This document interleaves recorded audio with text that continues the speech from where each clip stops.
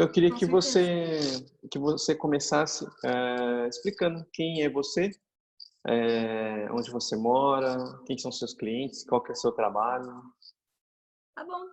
Eu sou designer, eu sou Priscila Nunes. Eu montei na verdade, eu sou uma home office freelancer, e aí eu atendo como PSN Design. Eu trabalhei muito tempo em agência, mas eu fazia aquele chamado duplo turno, né? Fazia o período das 8 horas, 9 horas na agência, ia para casa e fazia os freelas. Até que eu cheguei em um ponto que não dava mais, né? Era inviável fazer as duas rotinas ao mesmo tempo. E aí eu consegui um FII, um contrato mensal, para que eu pudesse conscientemente, né? Não largar tudo sem ter uma segurança, conseguir esse contrato mensal com o cliente, e aí eu consegui virar freelancer home office. Hoje, boa parte dos meus clientes, eles vêm do boca a boca mesmo, porque eu comecei, a maior parte dos meus clientes, inclusive, já estão comigo há 5, 6 anos, assim, ó, são os mesmos, a base às vezes é a mesma. E muitos deles acabam indicando, então só amplia, né? O boca a boca é o melhor, assim, a melhor fonte de prospecção que você poderia ter nesse ramo. Você foca em algum nicho específico? Eu procuro focar mais em marcas, embalagens, impressos de forma geral, mas que envolvam aquela marca. Eu ainda tenho muita experiência em sites, fiz recentemente até o site da PUC, 60 anos, que está no ar, o site é o meu, né? Faço sempre em parceria com agências, então eu trabalho lá com o programador da agência, o cliente é da agência, né? Eu sou contratada para fazer o layout mesmo. Mas meu foco tem sido criação de marcas, embalagens, que eu gosto muito de fazer, desde a criação da faca, planejamento, criação, até fechamento de arquivo, envio para gráfica. E isso é uma coisa que você escolheu ou foi uma coisa que aconteceu? Eu acho que eu escolhi, porque eu já recebi propostas já de ir totalmente para a área de web e não quis. Assim, eu gosto de dar umas pinceladas, de ter o conhecimento ali, mas meu foco mesmo é gráfico. Eu adoro gráfico desde sempre. E você acha que essa especialização que você acaba tendo faz diferença no momento que você vai prospectar? Olha, na hora que eu vou prospectar, não. Porque foi o que eu disse, eu raramente vou prospectar. Normalmente já vem de uma indicação.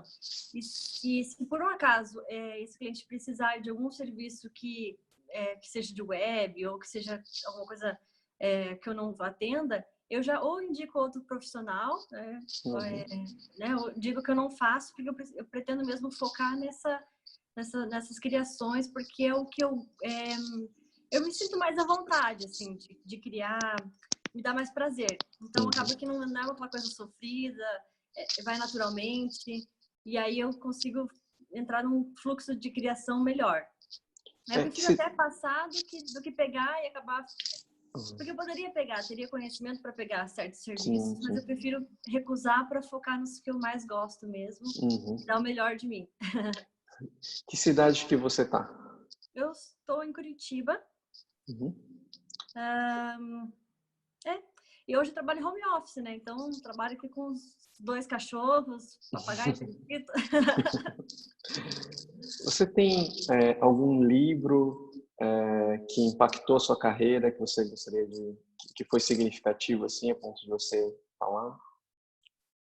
Olha, eu gosto de um que eu li, nossa, mas bem no começo da carreira mesmo, quando eu comecei a trabalhar em agência, mas já com a intenção de ser freela um dia, que foi O Quanto Custa o Meu Design. É um livro assim que não traz, né, nenhuma reflexão importante, mas ela para mim, no caso, foi bom porque ela me mostrou o poder de trabalhar por conta, né? E aí foi me dando mais a base que eu precisava para que um dia eu virasse freelancer. Então, assim, foi bom porque aí eu consegui medir o meu valor hora, quanto cobrar, como me relacionar melhor com os clientes, como atendê-los, como conversar com eles, né, de uma forma mais profissional. Na faculdade você chegou a ter alguma coisa nesse sentido, mais voltada para o mercado? Olha, na faculdade, é difícil, né? Faculdade ser. Eu fiz o TFPR, a Universidade aqui do Paraná, e acaba sendo um pouco mais teórico, assim. Mas eu tive um professor que foi, assim, mais impactante, que foi o professor Augusto, inclusive o meu professor de TCC, e ele realmente ele tinha esse veio mais de mercado, e era até meio fugindo um pouco do escopo até da matéria, mas porque ele queria forçar isso nos alunos. E foi fundamental, assim, para essa mudança de mercado, para a mudança de visão do todo, né? Tem alguma compra baratinha aí, menos de R$ 100, que você acha que impactou o seu trabalho aí nos últimos meses? Olha, é difícil menos de R$ 100 hoje em dia. Mas eu posso falar de uma coisa que não custou nada. Eu gosto, né, no começo da carreira, hoje já tenho quase 10 anos de experiência, né? E lá no comecinho, eu participava muito de concursos criativos, porque é uma coisa que eu considero é que eu não gosto muito de fazer trabalhos que eles chamam de trabalho fantasma, né? Porque eu entendo que você precisa ter um briefing para seguir, né? Ser criativo é fácil, mas ser criativo seguindo um escopo, um briefing é diferente. Então, eu quando não tinha jobs no começo, eu ia para concursos. E aí eu ganhei uns 3, 4 concursos. Um deles, inclusive, eu ganhei a minha mesa digitalizadora. E aí foi fundamental porque eu abandonei de vez o mouse e só uso a caneta até hoje. A mesma tablet já há 10 anos. É uma dica legal aí para quem está começando, né? É bom. Às vezes você não tem mesmo o cliente, mas você está ali querendo fazer alguma coisa, né? Você já leu bastante, estudou bastante, então está na hora de praticar.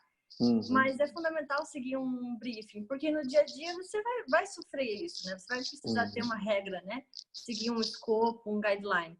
Então, sair criando na louca é fácil, o difícil é você adaptar com o que o cliente deseja. Então, o concurso é o melhor, porque além do que você ainda pode correr a chance de ganhar. Muito legal. Tem algum fracasso ou um aparente fracasso que você tenha carinho por ele, alguma coisa que acabou te moldando e te ajudou a ser quem você é hoje? Fracasso, né? É um ponto fraco, né? A gente quer esconder essas coisas. Mas eu tenho, sim, um fracasso que eu guardo com carinho, até emoldurei, até transformei o trabalho que eu fiz em um quadro, porque, assim, foi um projeto que é uma empresa muito grande, era de uma empresa muito grande, e eu fui contratada para fazer um serviço de design lá num painel, enfim, uma coisa bem, bem bacana. Mas eu não sabia que eu não estava falando diretamente com quem manda, né? Com quem batia o martelo. Eu estava falando com uma equipe de marketing. A equipe de marketing me passou um briefing, eu fiz a criação toda em cima daquele briefing, foi aprovada pela equipe de marketing, muito elogiada. Mas quando foi para o CEO, não era nada daquilo. Foi jogado tudo fora. Esse foi um fracasso porque a gente tentou até readaptar o briefing várias vezes, mas parece que é um telefone sem fio, né? Você tem muita gente para passar para quem manda realmente, para quem bate o martelo. E isso é complicado, porque depende, além do briefing, depende muito do gosto também. Então, depois disso, comecei a tentar sempre que possível, né, entrar em contato direto com a pessoa que é responsável pela decisão. Porque conhecendo ela, eu vou entender o que ela gosta, o que ela quer, o que ela deseja, sem evitar um intermediário. Porque às vezes o intermediário, ele oculta detalhes importantes e aí você perde teu tempo numa criação que não foi desejada, né? Aí a criação foi tão legal para mim, né, e para a equipe, que eu acabei colocando num quadro e moldurei, e aí eu deixo ali, lembrando sempre que é importante você sempre ir além, né?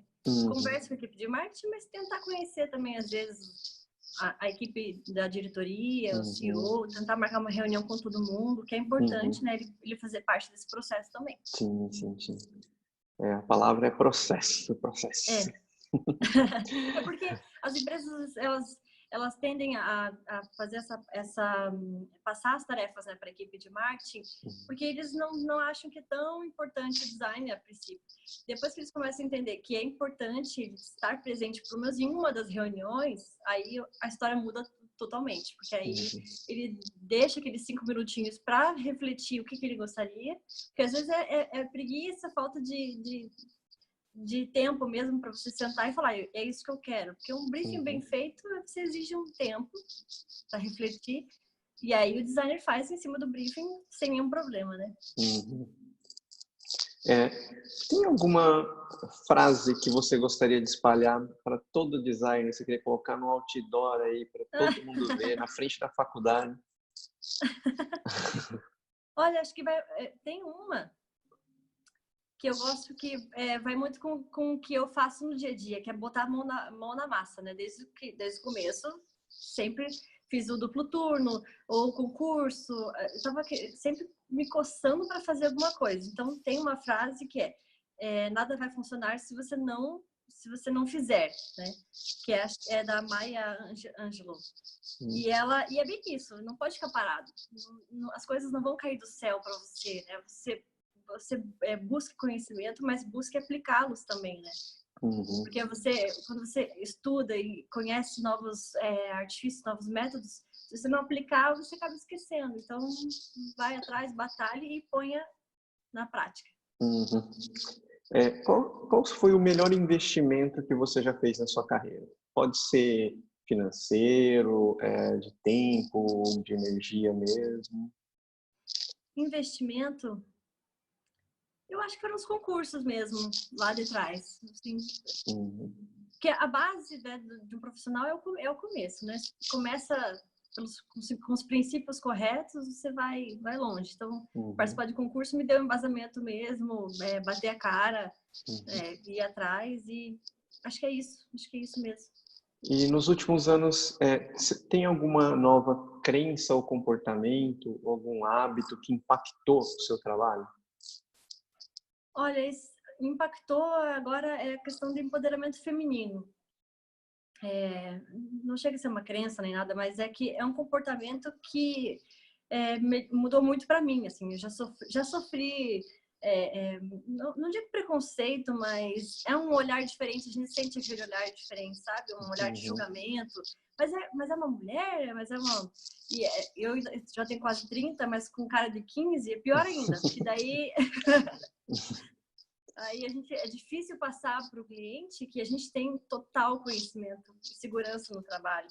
Então, e hoje em dia está mais fácil, assim, tá mais fácil porque a gente, além das redes sociais ajudarem muito a gente dar a cara para bater e valorizar ainda mais o trabalho da mulher, né?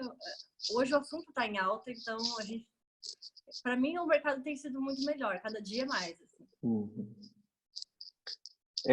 Você falou que você começou pegando alguns freelas quando você ainda estava trabalhando em agência, né?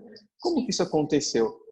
Foi seu círculo de amizades, família? Como que você começou, assim, um start? Foi dentro da agência mesmo, entre os estagiários, assim, né?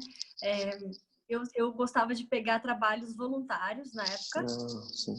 Fiz alguns trabalhos para a Aliança Empreendedora, então eram grupos, né, de empresas que não tinham nenhum capital, e aí eu fazia esses trabalhos gratuitos. E os meus colegas sabiam que eu gostava de fazer trabalhos por conta, e aí eles foram me indicando.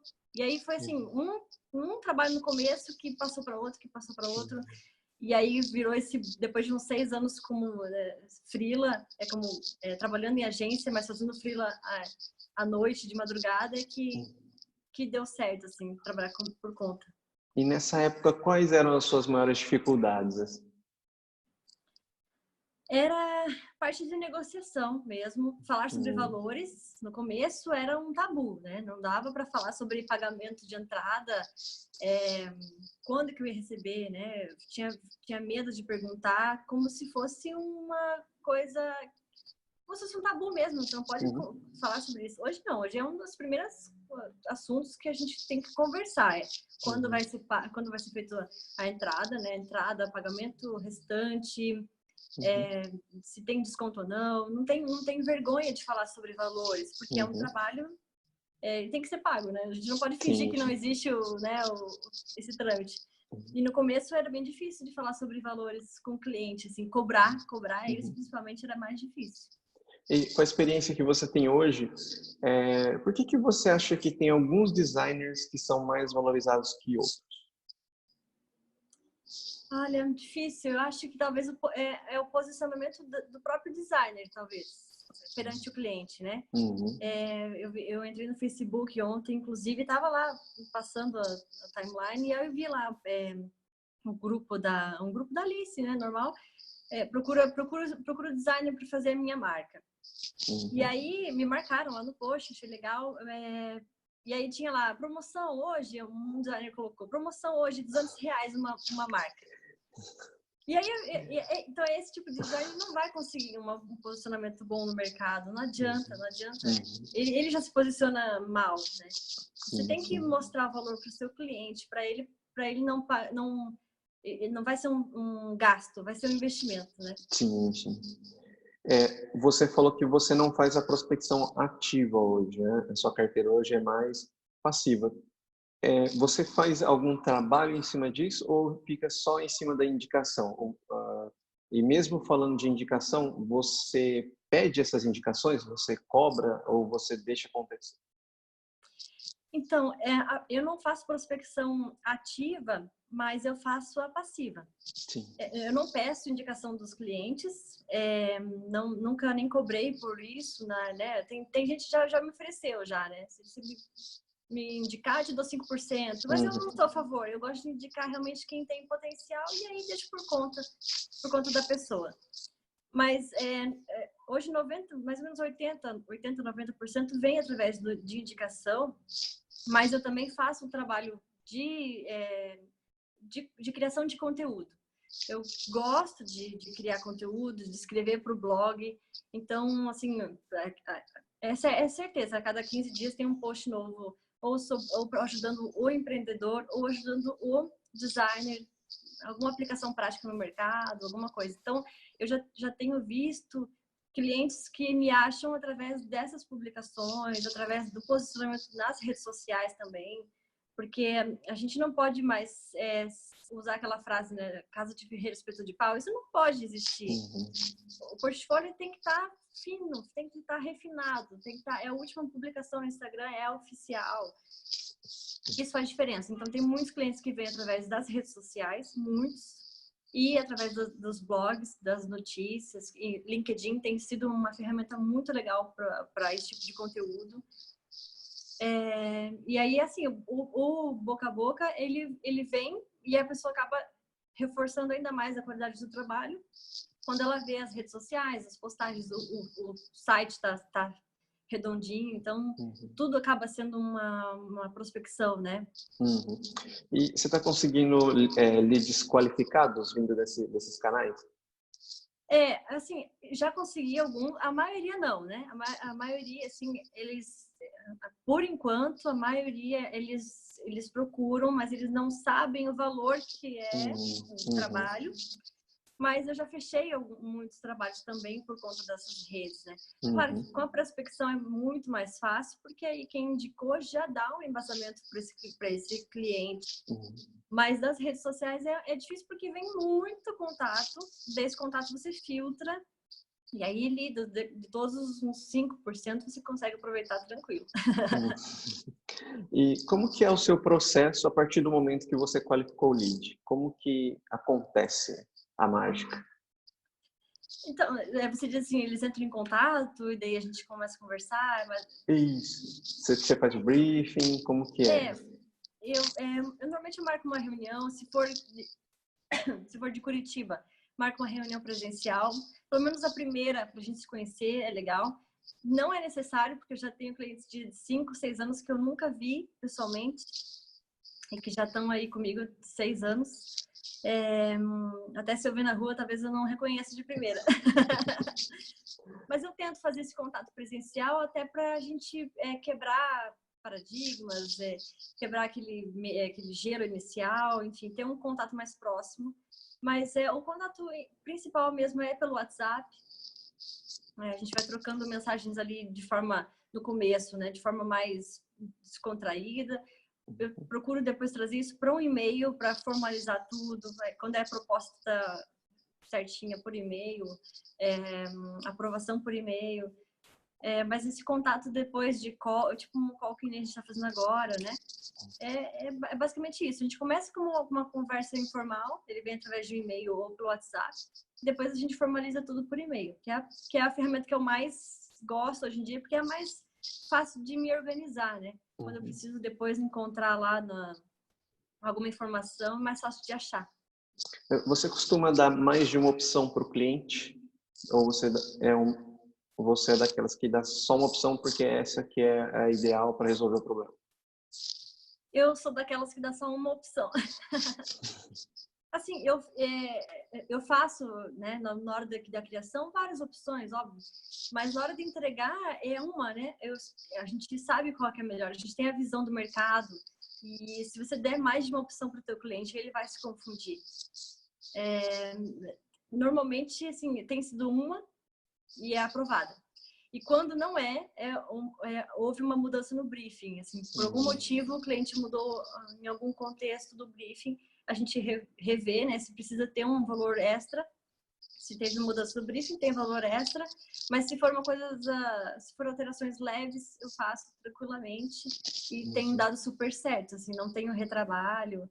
É porque você foca naquilo, né, naquela criação, não gasta energia com 2, 3 propostas. Você gasta energia na proposta final. O que você tem feito para evitar esse problema que acontece muito dessa mudança de briefing?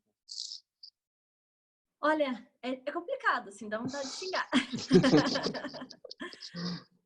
Recentemente até teve o cliente, tem clientes às vezes que eles têm, não sei se é preguiça, ou ele acha que foi bem claro na proposta, mas às vezes o briefing ele vem superficial já, e aí tende a dar errado, assim, tende a sair do que o cliente gostaria. Então, aí na segunda leva, não, mas não era isso, eu tenho essa referência para te passar.